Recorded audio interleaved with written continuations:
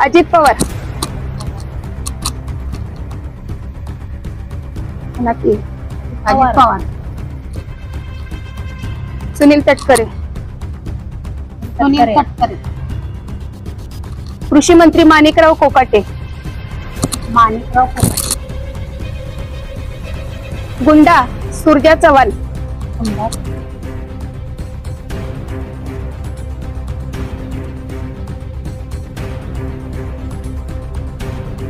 अधिवेशनाच्या दरम्यान महाराष्ट्राचे कृषी मंत्री माणिकराव कोकाटे हे राज्याच्या विधानसभेत ऑनलाईन रमी खेळताना आढळून आल्याने व त्याचा जाब राष्ट्रवादीचे प्रदेशाध्यक्ष खासदार सुनील तटकरे यांना विचारण्यासाठी गेलेल्या छावा संघटनेचे अध्यक्ष विलास घाडगे पाटील यांना राष्ट्रवादी युवक काँग्रेस अजितदादा गटचे प्रदेशाध्यक्ष सूरज चव्हाण यांना केलेली मारहाण याचा निषेधार्थ संभाजी ब्रिगेड सोलापूर महिला आघाडीच्या वतीने पत्ते खेळून महाराष्ट्राचे उपमुख्यमंत्री अजित पवार, खासदार सुनील तटकरे, कृषी मंत्री माणिकराव कोकाटे व राष्ट्रवादीचे सूरज चव्हाण याचा जाहीर निषेध महिलांनी केला।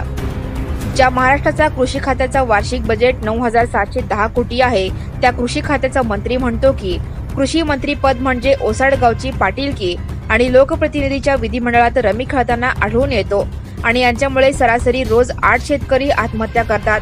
यापेक्षा या महाराष्ट्राचं दुर्दैव नाही आणि या सगळ्यांना आपले उपमुख्यमंत्री अजितदादा पवार पाठीशी घालतात, गावगुंडांना पोचतात आणि प्रदेशाध्यक्ष खासदार सुनील तटकरे बघ्याची भूमिका घेतात। हे सगळे आपल्या पुरोगामी महाराष्ट्राला घातक आहे असे म्हणत महाराष्ट्राच्या उपमुख्यमंत्री अजितदादा, कृषी मंत्री माणिकराव कोकाटे, राष्ट्रवादीचे प्रदेशाध्यक्ष सुनील तटकरे व सूरज चव्हाण यांचा पत्ते खेळून संभाजी ब्रिगेड महिला आघाडीच्या वतीने जाहीर निषेध व सूरज चव्हाण यांच्यावर कायदेशीर कडक कारवाई व्हावी व त्याला पोलिसांनी लवकरात लवकर अटक करावी ही मागणी केली गेली।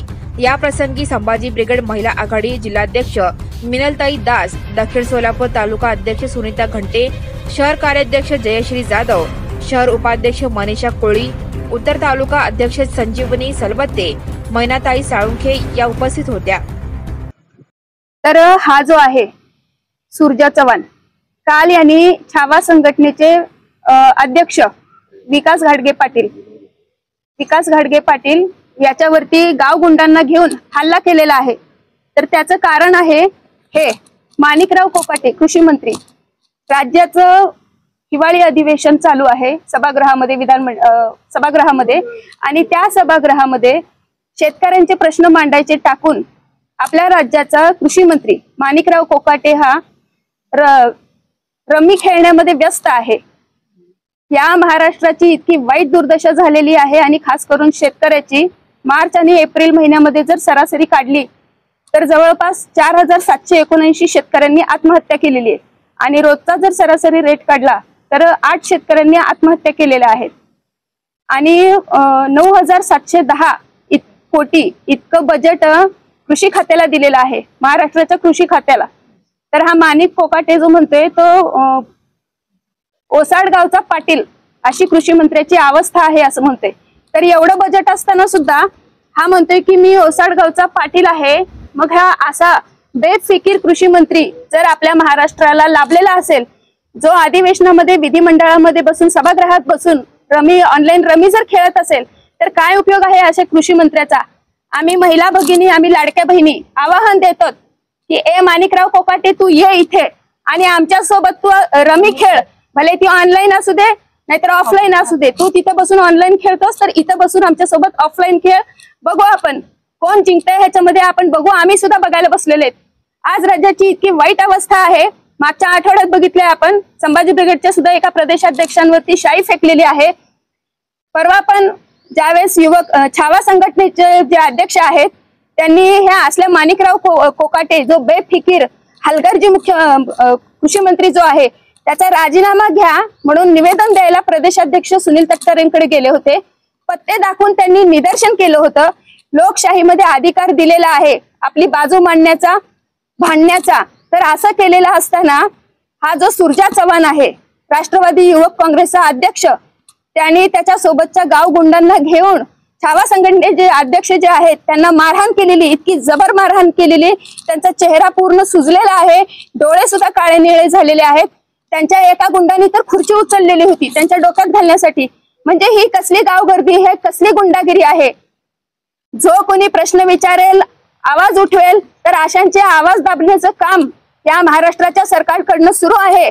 आणि अजितदादा तर गुंडांचा दादा म्हणायला हरकत नाहीये, कारण आपण मागचं वर्ष झालं बघत आहोत मसाजोगचे सरपंच संतोष भैया देशमुख यांची हत्या करण्यात आली। त्यातला जो मेन दोषी होता तो वाल्मिक कराड हा अजितदादा गटाचाच होता।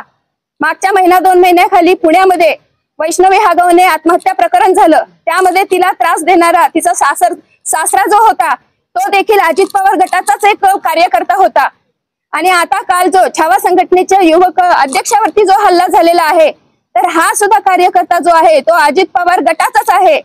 यांना राज्य सांभाळण्यासाठी खुर्च्या दिलेल्या आहेत आणि हे जे राज्यकर्ते आहेत हे जर असे गाव गुंडांना पोसत असतील तर जनतेने प्रश्न मांडायचे कुणापुढे? म्हणजे आवाज करायला गेलं की त्या ठिकाणी मार द्यायचा, निवेदन द्यायला गेलं की निवेदनाचं उत्तर हे लाठी काठी बुक्क्या ह्याच्यामधनं जर उत्तर मिळत असेल तर अशा मंत्र्यांना खुर्चीवर बसवण्यात अर्थ काय? अजितदादा तुम्हाला एक सांगणं आहे आणि एक मोफतचा सल्ला आहे लाडक्या बहिणींकडनं की ज्या वेळेस तुम्ही तुमच्या पक्षामध्ये कार्यकर्ते घेतात, पदाधिकारी घेतात, त्यावेळेस तुम्ही त्यांची व्यवस्थित चौकशी करत जावा, त्यांचं बॅकग्राऊंड काय आहे हे बघत जावा। तुम्ही सगळ्या गुंडांना भरती करून घ्यायला लागलेले आहेत तुमच्या पक्षामध्ये, मग तुम्ही गुंडांचं राज्य चालवणार आहात का जनतेचं राज्य चालवणार आहात हा प्रश्न मला तुम्हाला ह्या माध्यमातून विचारायचा आहे। पूर्ण महाराष्ट्राची तुम्ही मंत्री लोकांनी वाट लावून ठेवलेली आहे आणि गृह खातं तर पूर्णपणे निष्क्रिय खातं ठरलेलं आहे। फक्त गुंडांना पोसणारं हे सरकार झालेलं आहे आणि महाराष्ट्राचा बिहार करण्याची ह्यांनी वेळ आणलेली आहे। या ठिकाणी आज आम्ही ह्या सगळ्या लाडक्या बहिणी अजितदादांना आणि देवेंद्र फडणवीसांना गृहमंत्र्यांना इशारा देत आहोत की तुम्ही बंद करा, हे असले जे गुंडागर्दी करणारी लोक आहेत त्यांना पोसायचं, खतपाणी घालायचं तुम्ही बंद करा। Subscribe now and press the bell icon. Never miss an update.